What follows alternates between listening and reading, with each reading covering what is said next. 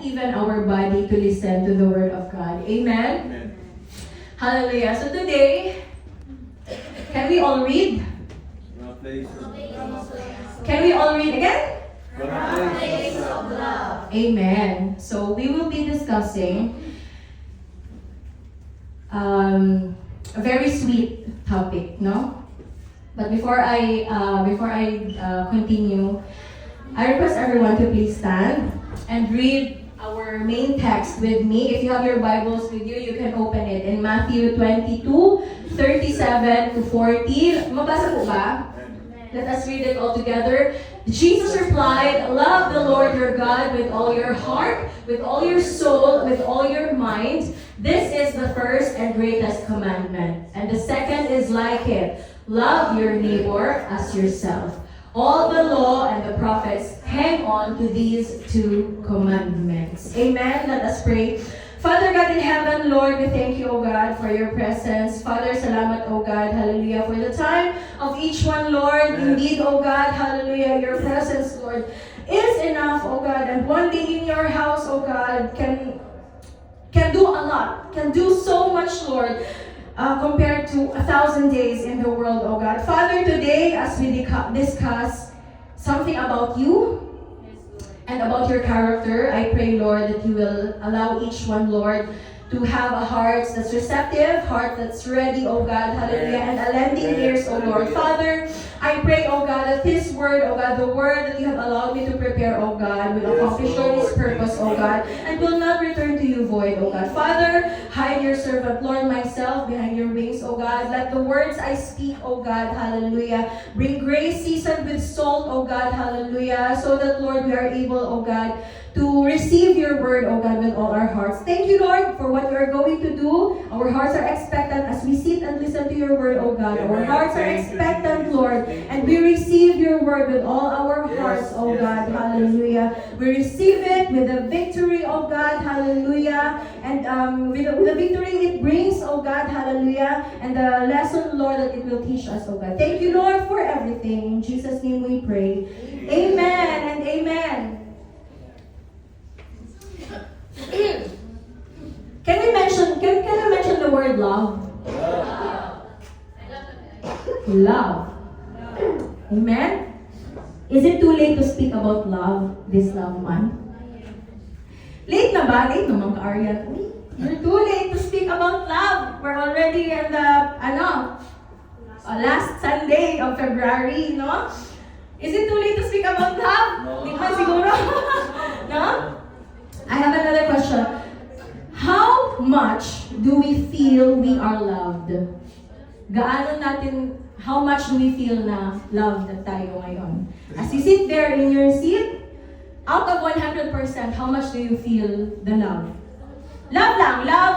Love, pwedeng platonic, pwedeng relationship, pwedeng from the Lord, pero gusto ko lang malaman, how much do you feel you are loved this afternoon? No? Sabi nung kata, too much love will kill you. May sabi, 2 months love will kill you. No? So, how massive is the love we can offer right now? No? Ngayon may sagot na tayo dun sa how much, gano'n ko ka-feel na loved ako ngayon. Pero, another question is that, how much love, gaano kalaking love ang pwede natin i-share sa ating mga kasamahan, sa ating friends, sa ating family, sa ating neighbor. No? We have always been taught here na your neighbor is someone outside of yourself. Your husband is your neighbor, your wife is your neighbor, your sister is your neighbor, no? Anyone apart from yourself is your neighbor. So my question is, how massive is the love we can offer right now? So today, we will be running through a very sweet topic. Parang two weeks ago na, no, sabi ko, pag si Manang makadungo gani og love, ano kayo siya? Responsive. No? Amen. Diba? We will be talking about a very sweet topic, that's love. Amen? Our key verse today will teach us 2 things, and that comprise of how you draw the cross. Can we all draw the cross? Paano natin i-draw yung cross? No? Draw the cross. So two things. One is we will love vertically. So, Jesus replied in Matthew 22:37 to 28, Jesus replied, love the Lord your God with all your heart, with all your soul, with all your mind. This is the first and greatest commandment.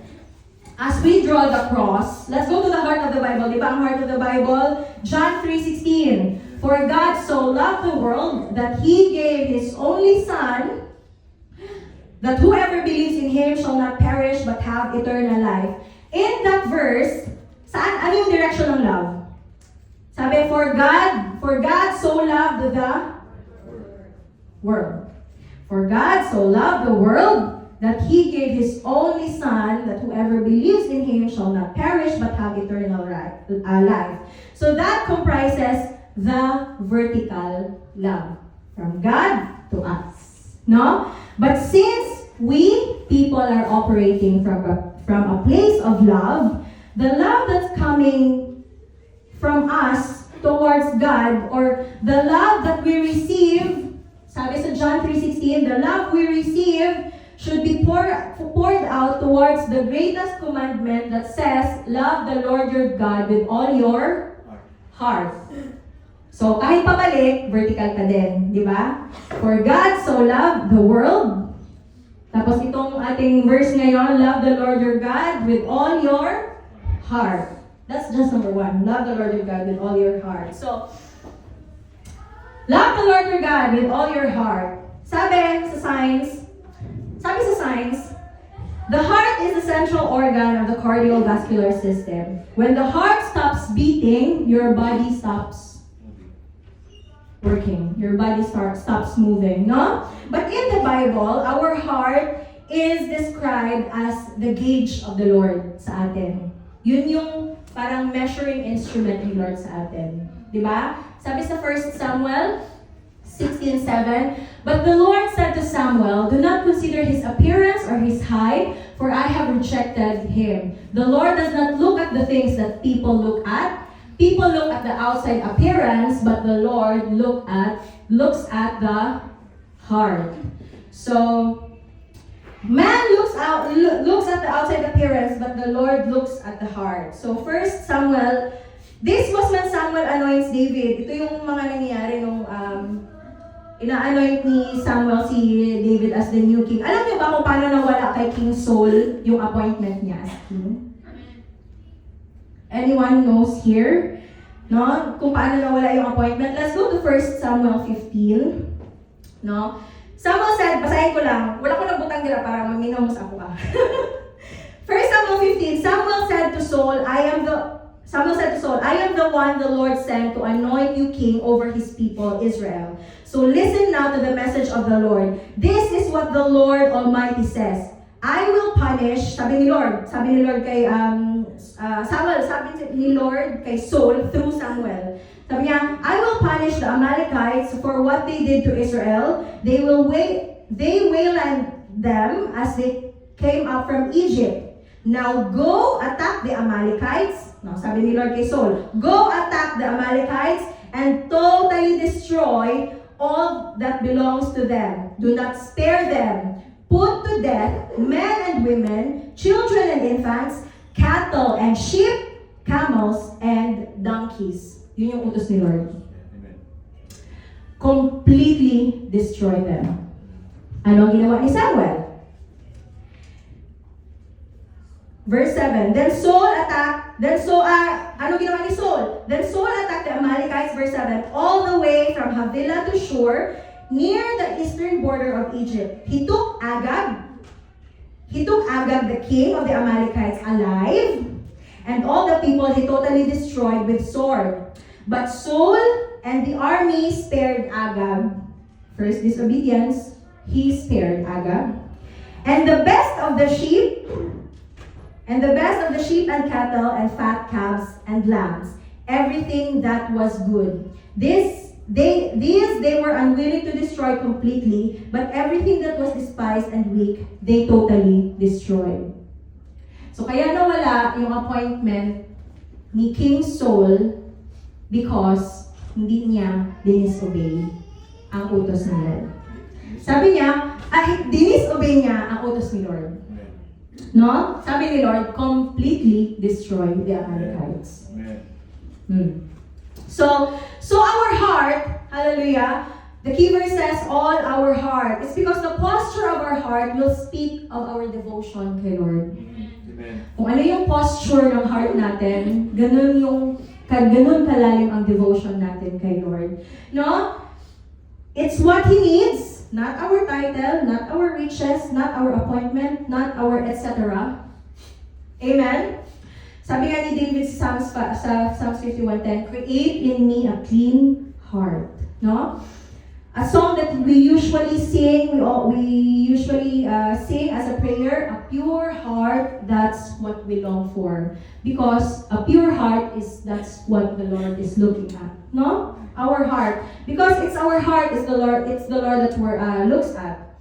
Proverbs 23:7 sabi din, sa New King James Version, for as he thinks in his heart, so is he. Proverbs 23:7, I'll say it again. For as, in New King James Version, sabi dyan, for as he thinks in his heart, so is he. So, kung paano tayo mag-isip, ganun din tayo yung katauhan natin. No? So, but there is also in the Bible that describe the heart as hardened. No? Hardened heart. Sabi nasa Psalms 95, verse 8 yan, but it's also quoted in Hebrews 3:7. Sabi, there's such thing as hardened hearts. Meron parang matigas na heart, no? So, as the Holy Spirit says, today, if you hear His voice, do not harden your heart. As you did in the rebellion, during the time of testing in the wilderness. So see, hardened heart comes from rebellion. Amen? It's hardened heart is a result of rebellion, no? So, just like King Saul, the Lord commanded him to sweep the Amalekites. Pero in the later part kasi sabi nung story, sabi ni Samuel sa kanya, the Lord bless you. Sabi ni Saul kay Samuel sa verse 13, the Lord bless you, I have carried out the Lord's instruction. Sabi niya, ay, nagawa ko na yung utos ni Lord. Sabi ni Saul. Amen? Diba? Matalino na ngayon matalino na din ngayon ang mga disobedient no? Dadaanin sa technicalities. Pero hindi pa lang ngayon, kasi dati pa lang. No? Kay Samuel pa lang, kay Saul pa lang, no? Sabi niya, ay, nagawa ko na yung utos ni Lord. Amen. But in 14, Samuel said, what then is that bleating of sheep in my ears? Duhog na longganiya na nai-despair si Saul, no? May despair si Saul.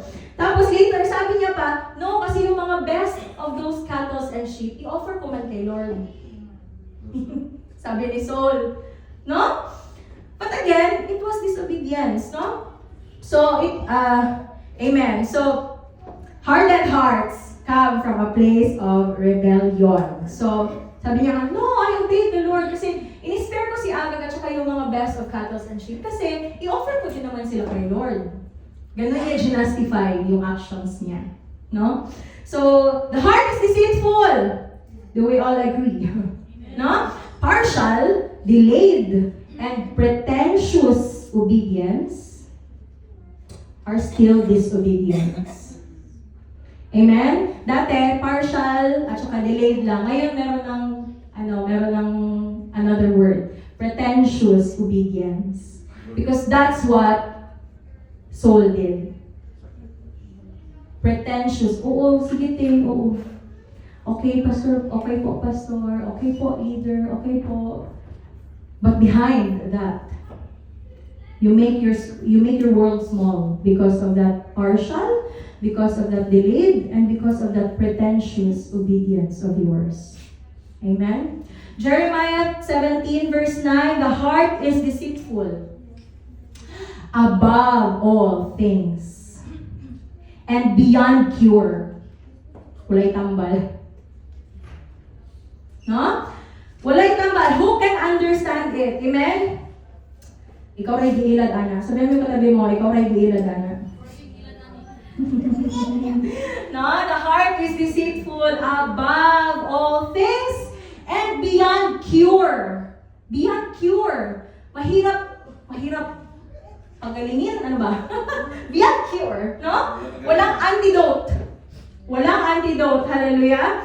Ang heart. So, I am not bad-mouthing the heart here, ha? Guys, I'm not bad-mouthing the heart, but I'm just here to remind all of us that our hearts should be safely kept in the hands of God. Amen? Maraming verses sa Bible, guard your heart. Amen? Guard your heart. And I was looking at, I was watching preaching na ang heart pala connected sa ating tongue. Kaya pala, what the abundance of the heart, the mouth speaks. No? Guard your heart. Meaning, when you guard your heart, also guard your tongue. Guard your mouth. The reason nga naa kay ngipon, para i-guard your tongue. Diba? Minsan yung iba, braces pa, double guard. No? Braces pa, double guard. So, kita lang ang iilad, ana. No? Proverbs 4:23, guard your heart above all else, for it determines the course of your life. But good news, again, I'm not bad-mouthing our heart, because good news, the Lord can give us a new heart that is able to love Him with all our heart. No? Ezekiel 36, 27, I will give you a new heart and put new spirit in you. I will remove from you your heart of stone and give you a heart of flesh. And I will put my spirit in you and move you to follow my decrees and be careful to keep my laws. Amen? So there is a good news, no? Yes, sabi dyan, I will give you a heart of flesh. But we cannot discount that a heart of flesh, the Lord will also put spirit in it so that we are careful to follow the laws and decrees of the Lord. Amen? So a heart of flesh with the spirit in it. Amen? Hallelujah. So that's the heart. Love the Lord your God with all your heart. If the posture of our heart is not in the right place right now, the Lord is able to give us a new heart. Amen. Amen? Next, love the Lord your God with all your soul. Amen? The soul is the seat of our personality, our intellect, our emotions, and our willpower. It connects the spirit to the body and represents individuals' conscious and unconscious thoughts. Amen? So I always tell this, you can command your soul. Kagaya dyan sa Psalm 103 verse 1 to 2, sabi ni David, bless the Lord, O my soul. No? The Lord is David is commanding his soul na to bless the Lord. Amen. Even if he is in the dark pit, no? Dark pit, you're in your deep in broken situation, just like David, you can command your soul to bless the Lord. Amen?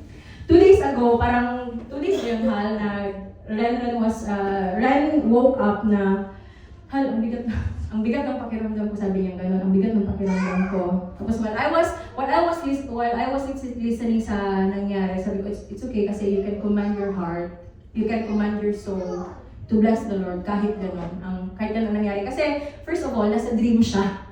Nasa dream siya, but kung ano yung nangyari doon, it could carry kasi yung buong araw mo eh. No?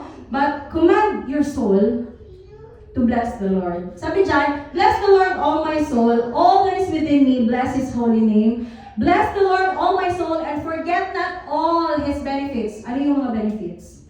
Wala niyang nalagay ko. What are those benefits? Sorry, nalagay ko. Wala yan. Ano yung benefits? No? Sabi niya sa verse 3, He forgives all your sins and heals your diseases. Verse 4, He redeems your life from the pit and crowns you with love and compassion. And verse 5, Who satisfies your desires with good things so that your youth is renewed like eagles. Amen? Those are the benefits of when we bless the Lord with our soul. No? Bless the Lord, oh my soul. Amen? Amen. Since your soul is the seat of your emotions, also, and intellect, our soul is what gets corrupted by our environment. No? 1 Corinthians 15:33, it says, bad company corrupts good character. Amen? So how can we love the Lord with all our soul? We should not allow bad company to corrupt our character. Amen? How to love the Lord with all your soul? No, we should not allow na ma-corrupt tayo ng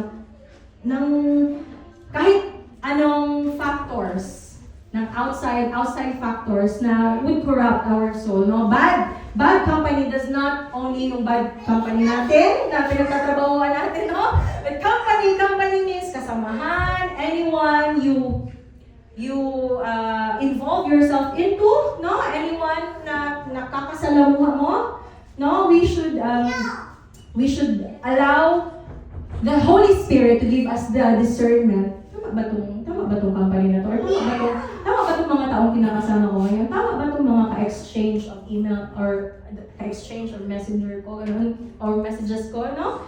So are they good for my character?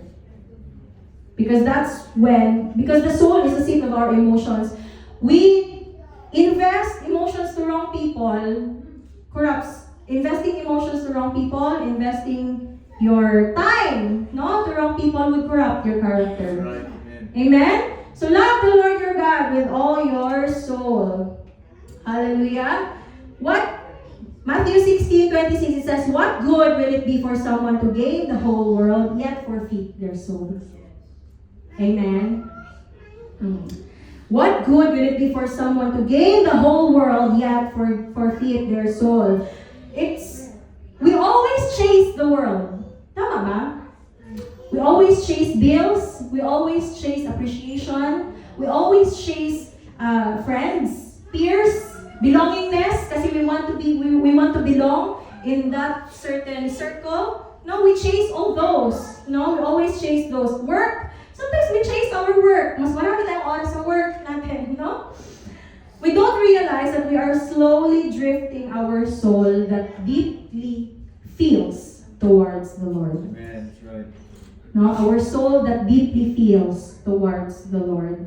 Hallelujah. We lose our devotion kay Lord and we lose our deep love for God. Amen? Amen. Next, love the Lord your God with all your mind.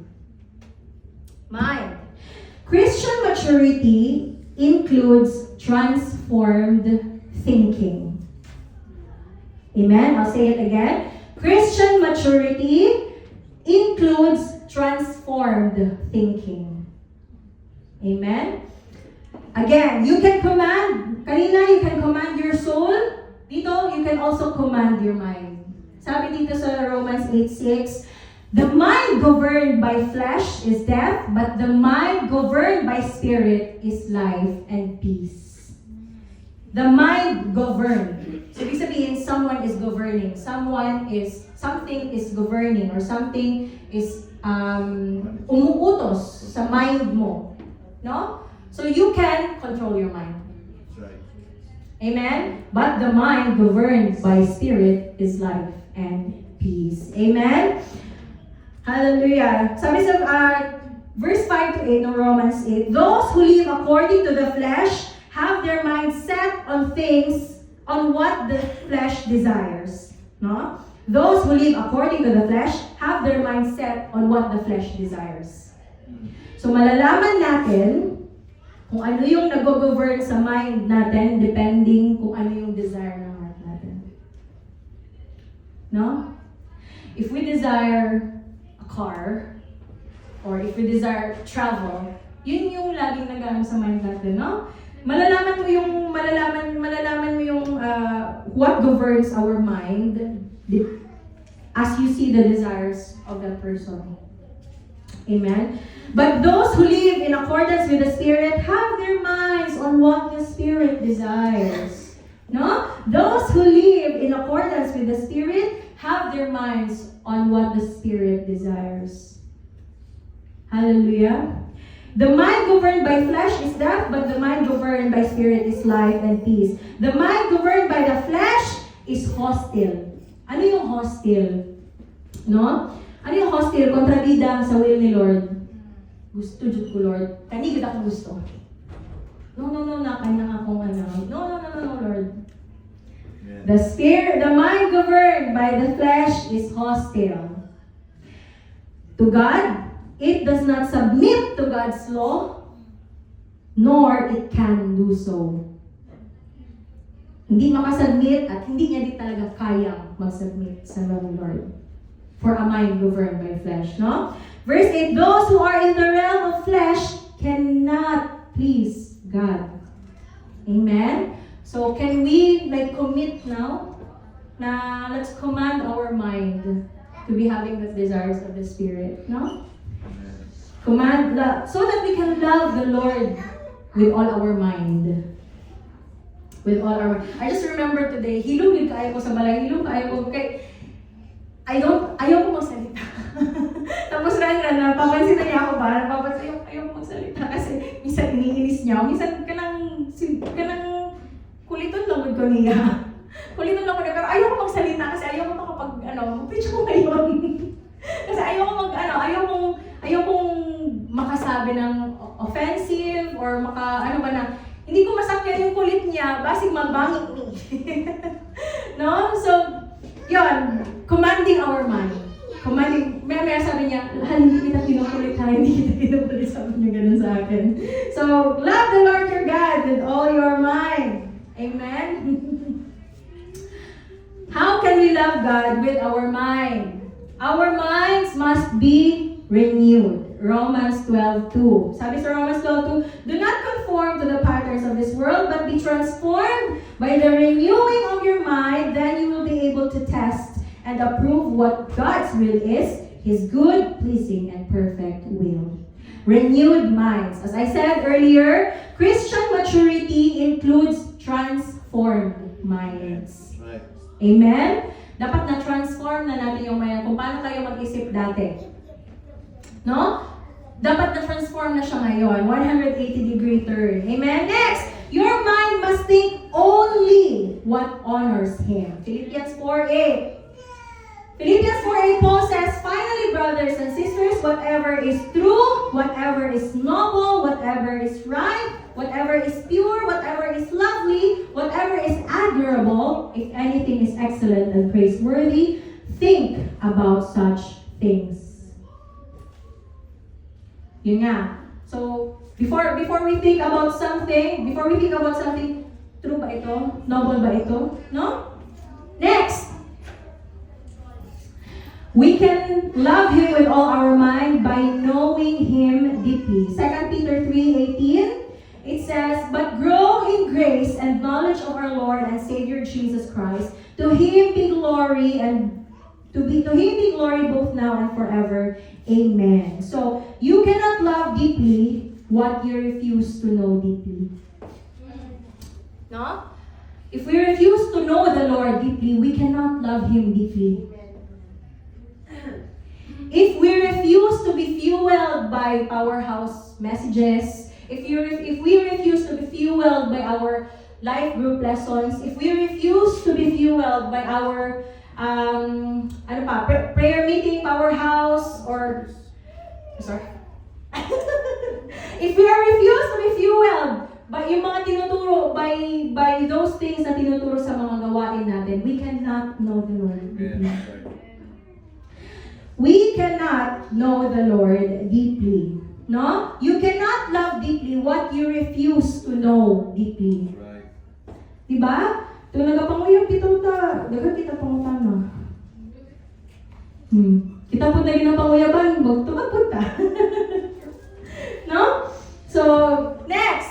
Meron kasi sa Deuteronomy, sa main text natin, love the Lord your God with all your heart, your soul, your mind. But meron sa Deuteronomy, meron fourth, love the Lord your God with all your heart, with soul, and with all your strength.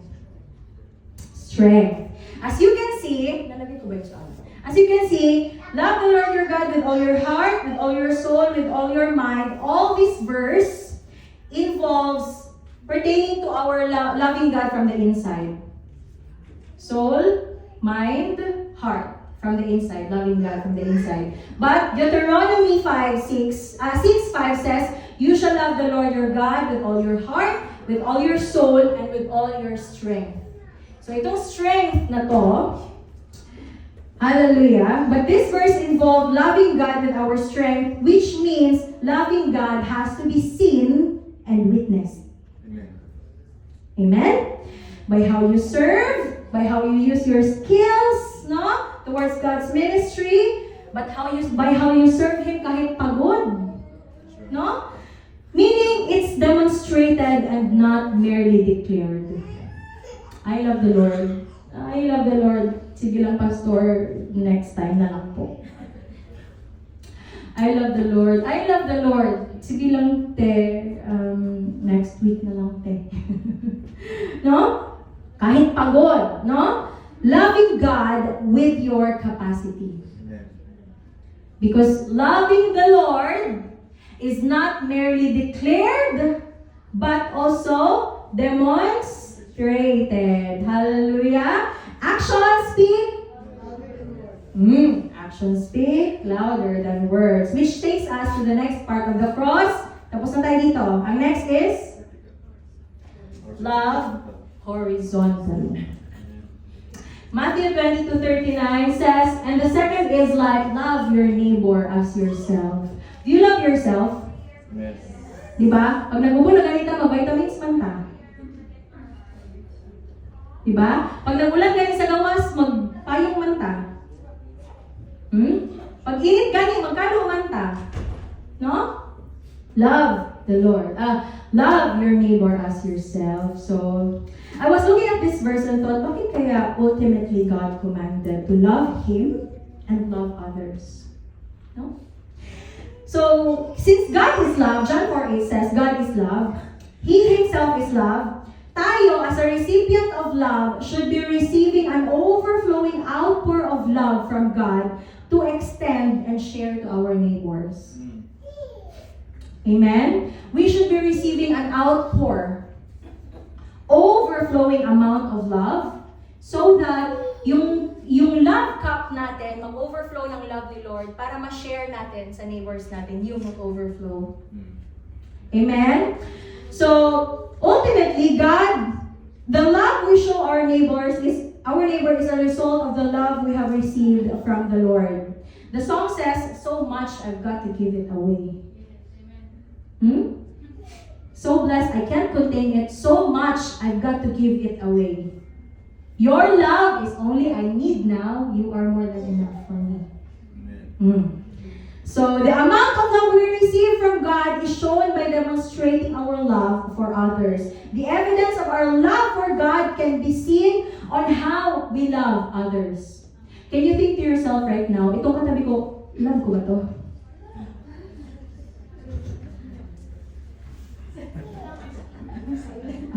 Marama. Itong katabi ko, love ko ba itong katabi ko? No? 1 John 4:19-20. We love because He first loved us. Whoever claims to love God yet hates a brother or sister is a liar. Whoever does not love their brother and sister whom they have seen cannot love God whom they have not seen. For whoever does not love their brother and sister whom they have seen cannot love God whom they have not seen. Hindi mo nga kayang mahalin yung nakikita mo, yung kayang hindi mo makita. No? And He has given us this command. Anyone who loves God must also love their brother and sister. Amen. Kahit pa hindi mo kaano-ano yung katabi mo, he is your brother or your sister. Amen? Amen? Kaya yung mga asawa, magmahalan na dito kasi pagdating sa langit, brothers and sisters na lang tayo. Pagdating sa langit, brothers and sisters na tayo, mahal.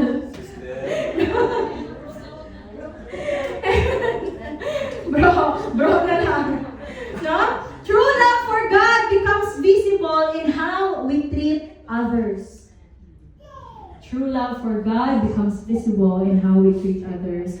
Just this week, meron kaming minamanage na apartment. Tapos, nagpalinis kami. Tapos sabi doon, ang ano namin, ito yung price, ma'am, 700, linis na lahat. Linis na buong studio. Sabi ko, mura. Sabi ko, kasama yung carpet? Yes, kasama yung carpet. Sabi nung cleaning company. Nung nagbayaran na, sabi ko, bakit tumaas?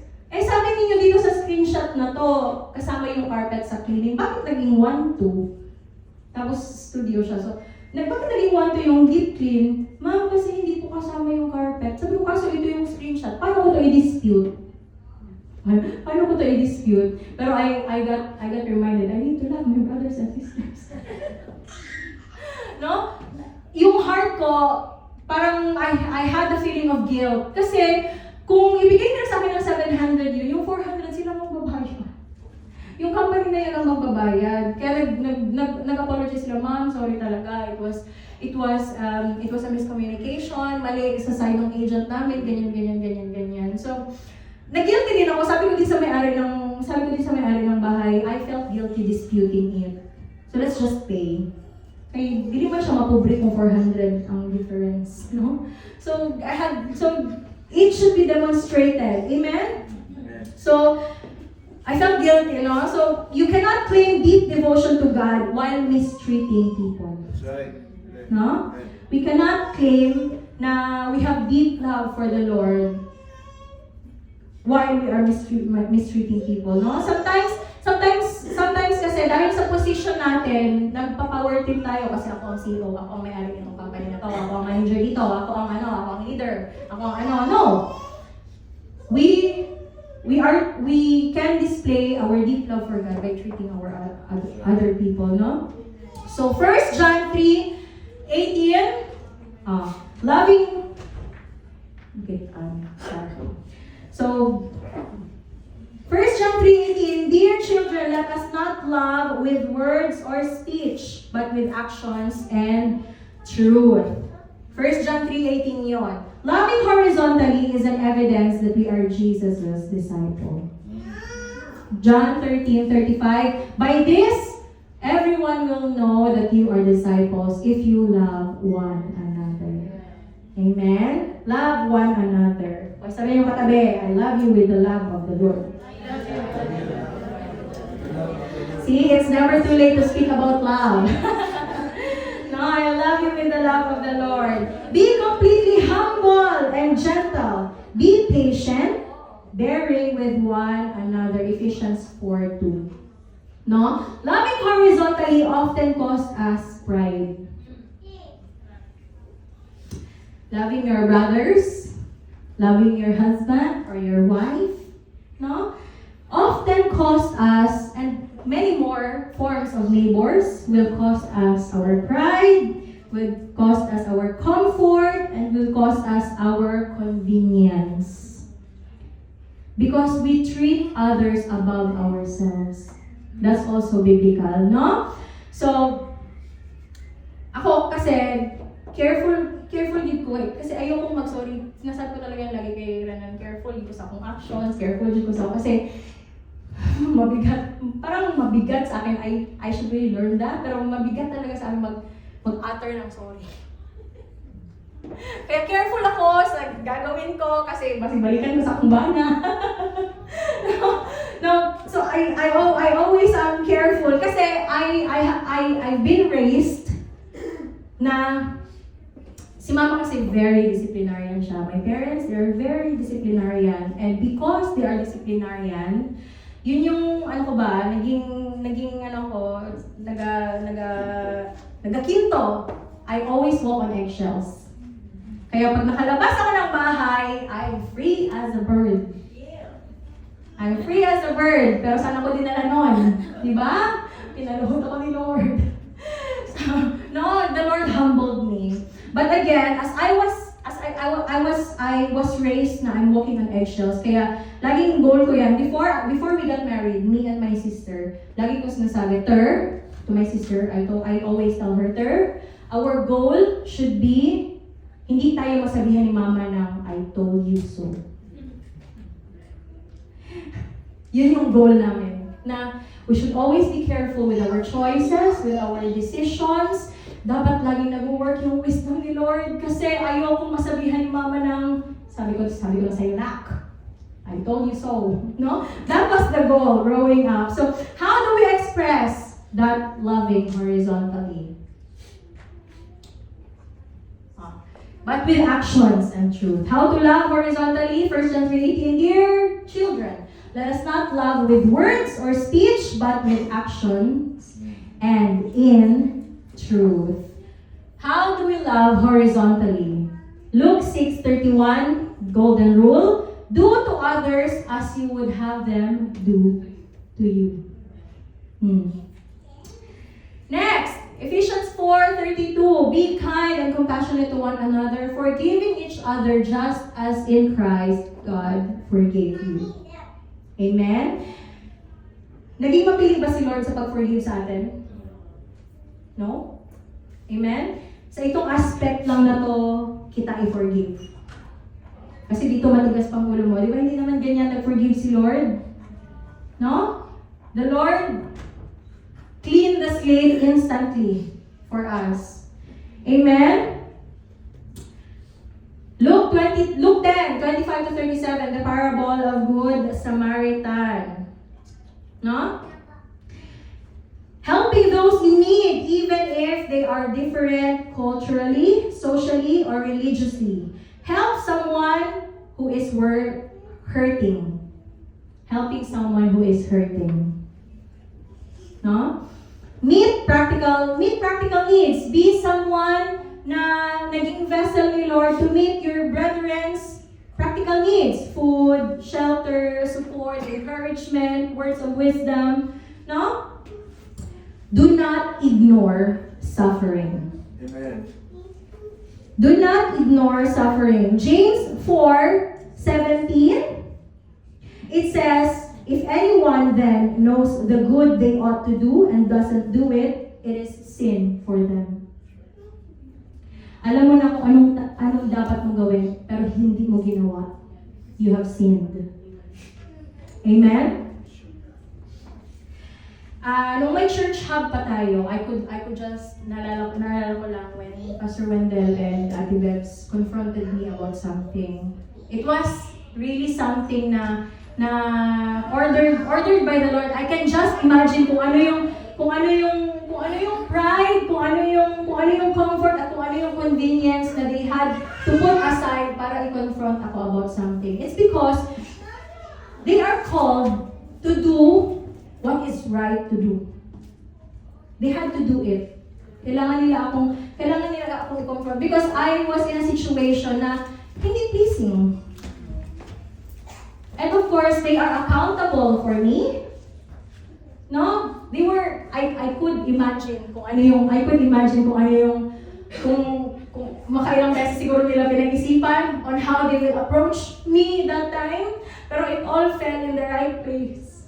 Na ako lang yung naiwan sa church hub. Nagpaulahi ko at some point, and then they found the right time para i-confront ako. Because I was already serving, I was already singing, and of course, they're accountable for me.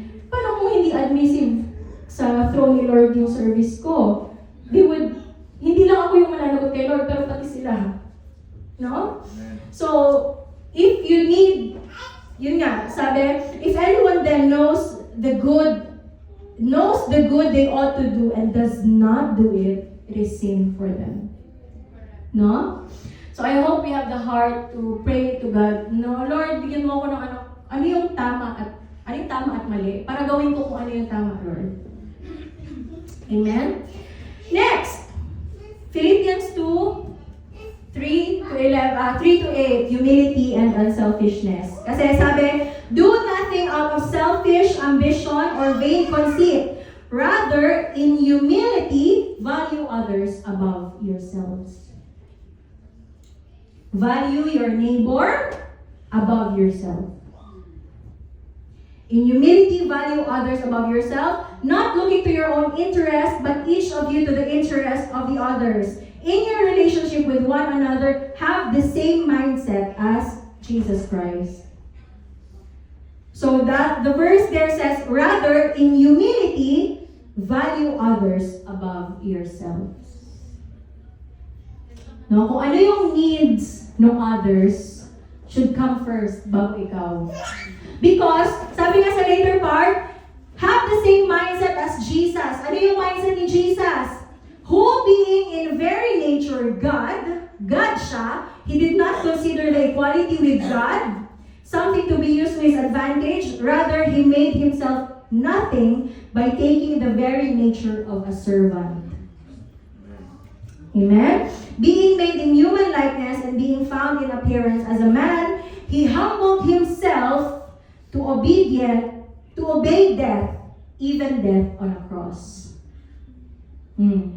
Humility. How to love horizontally? Humility and unselfishness. No? Next, Colossians 13:3. Make allowance for each other's fault and forgive anyone who offends you. Remember, the Lord forgave you, so you must forgive others. Amen. Amen? Sino pumasok dito na may bubog? May bubog sa heart. No? Lahat tayo may mga bubog. But we must forgive just as the Lord forgave us. Amen? Make allowance for each other's faults. Make allowance for each other's faults. Amen.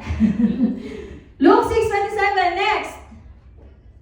But to you who are listening, I say, ito yung pinakamahirap, love your enemies. Do good to those who hate you.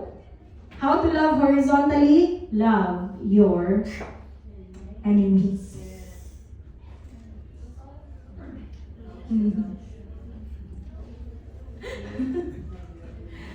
Pero ba? Napaisip tuloy sila, may enemy ba tayo? May enemy ba tayo dito? No? Love your enemies and do good to those who hate you. Do good to those who hate you. Mura yung may iring o iro sa akong bana. Pagkilig iring o iro sa akong bana. Wala may choice kasi I need to make friends with him. Kasi hindi niya na ako masuli sa parents ko, hindi ko siya masuli sa parents niya. No? So, love your enemy and do good to those who hate you. Amen? Madami pang sample ang loving horizontally, but these are the 6. Yun, no? Humility and unselfishness. Make allowance for each other's mistakes. Tung nag-move in dito ako sa Ilaha, 1 hour pa lang, gusto na ako mag-prepare for church. Gusto ko maligo na ako kasi I take time para mag-prepare. Tapos malagot ko kung nagahigda nagyapon si Ren. Nagahigda nagyapon siya ba? But later on, hindi niya pala kailangan ng 1 hour mag-prepare para sa church. Kasi ngayon, na-work out ko na siya na 15 minutes before prepared na yan. In time, sabay may magawas. Pero sa una, when I first moved in sa Ilaha, dugaya ba? Ano mo gano'n? 1 hour and 30 minutes, sige na, mag-prepare ka na kasi tatayo na ako, maliligo na ako, mag-prepare ka na din, magkaroon na ng damit ko, ganyan. Tapos parang this week lang, sabi ko, hindi na ako maiinis hal kasi alam ko, 30 minutes before tayo aalis, kaya niya pa rin gawin. Mahuman yapon siya in time. No? Mahuman yapon siya in time. So, gisayang na ako akong inis. So, make allowance for each other's mistakes. So, loving horizontally. Again, can you tell your neighbor, I love you with the love of the Lord. No? Do to others as you will have them do to you. Be kind and compassionate. No? Be a good Samaritan. Amen? Be humble and consider others' needs above yourself. Amen? Make allowance for each other's mistakes and love your enemies. Amen? So conclusion, many of us recognize John 3:16 as the demonstration of God's love for the world. No? John 3:16 as God's love. He demonstrated God's love for the world. By what? By giving Jesus. Amen? But not many of us recognize 1 John 3:16. Jesus' demonstration to our love, to His love for us, no? In fulfilling, no, many of us do not recognize 1 John 3:16. It's the demonstration of Jesus, of His love, and our contribution in fulfilling that love. Sabi dyan, this is how we know what love is. Jesus Christ laid down His life for us. So we ought to lay down our lives for our brothers and sisters. Amen. So God gave His Son for us, and Jesus gave His life for us. That's why we are ought to lay down our lives to our brothers and sisters. Amen. So as we stand, hallelujah, can we lay down our life to our brethren? No? Can we just think and i-gauge natin yung capacity natin? Kaya ko bang ibigay ang buhay ko para sa brethren ko? No? Can I give my life to them? Because Jesus operated from a place of love. That's why He gave His life. And God operated from a place of love, kaya niya binigay si Jesus. I'm sure lahat ng tatay dito will understand the place of God. No? Kaya ko bang ibigay yung anak ko? Makakaya ko yung ibigay ang anak ko para ma-redeem yung mga taong ito? But for God, the verse said, for God so loved the world. No? Jesus operated from a place of love, and God did the same. He breathed love so that we may have life, and that life we receive, we are ought to live for others. Amen? We have been paid with a price, sabi sa 1 Corinthians 6:19 to 20. It says, do you not know that your bodies are the temple of the Spirit, who is in you, whom you have received from God? You are not your own, for you have bought with a price. Therefore, honor God with your bodies. So we are bought with a price. No? We are no longer living for our own. Amen? And let us go back to the demonstration and our contribution sa love na binigay ni Jesus for us. We are ought to love our neighbor to the point na we can lay down our lives for them. No? Holding their needs above our own, being humble. Amen? Now as we stand, no? Can we look at our neighbor and look at them from a place of love? Like, tingnan natin sila, setting aside, baka nag-away kayo kanina, no? Setting aside, baka nagkasagutan kayo ng isang araw, no? Let's look at them in the eye and just think of ourselves. Should I do what Jesus did? Can I lay down my life for you? Can I lay down my life for her? No? So the song says, as we sing our song today, there's no higher sacrifice, no, that a man would give his life. No? So today, now that we have learned that we are ought to love not only vertically, but also to love horizontally, let us think of how much love we can give to our brothers and sisters.